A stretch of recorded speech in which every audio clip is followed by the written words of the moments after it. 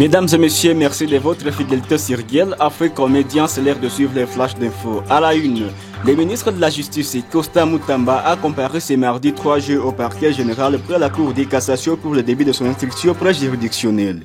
Accusé de détournement possible de 19 millions de dollars destinés à la construction d'une prison à Kisangani, il est reproché au ministre d'avoir ordonné un paiement d'avance dans le cadre d'une passation des marchés de gré à gré non approuvée.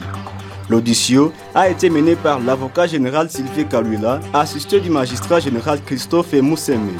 La police a empêché l'accès au parquet à de nombreux sympathisants et membres du cabinet du ministre, provoquant un tumulte. L'affaire continue de susciter un vif intérêt. Coup de théâtre en République démocratique du Congo. L'opposant Martin Fayulu a annoncé ce lundi sa volonté de rencontrer le président Félix Tshisekedi. Une initiative surprenante, d'autant plus qu'il avait consigné il y a un mois un appel au dialogue national avec l'ancien président Joseph Kabila. Pour certains observateurs, ce geste pourrait signaler une volonté de Fayulu de se positionner au sein du futur gouvernement d'union nationale envisagé par Tshisekedi. Reste à savoir comment Félix Tshisekedi, en froid avec l'opposant depuis la présidentielle contestée de 2018, va réagir à cette métendue. Nous suivrons de près l'évolution de cette situation politique.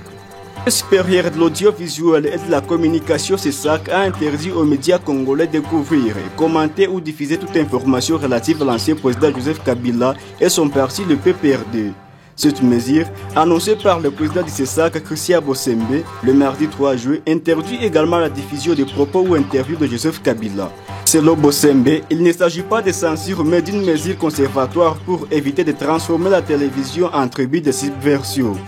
Cette interdiction intervient peu après la levée de l'immunité parlementaire de Joseph Kabila par le Sénat le 22 mai, ouvrant la voie à des poursuites judiciaires pour crimes de guerre et complicité avec la rébellion de l'AFC M23.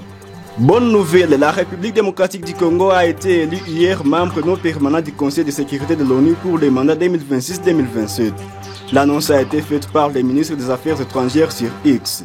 Ce n'est pas une première pour la RDC qui a déjà siégé à des reprises en 1989, 1983 et 1990, 1991. Cette élection a été accueillie avec enthousiasme par les Congolais.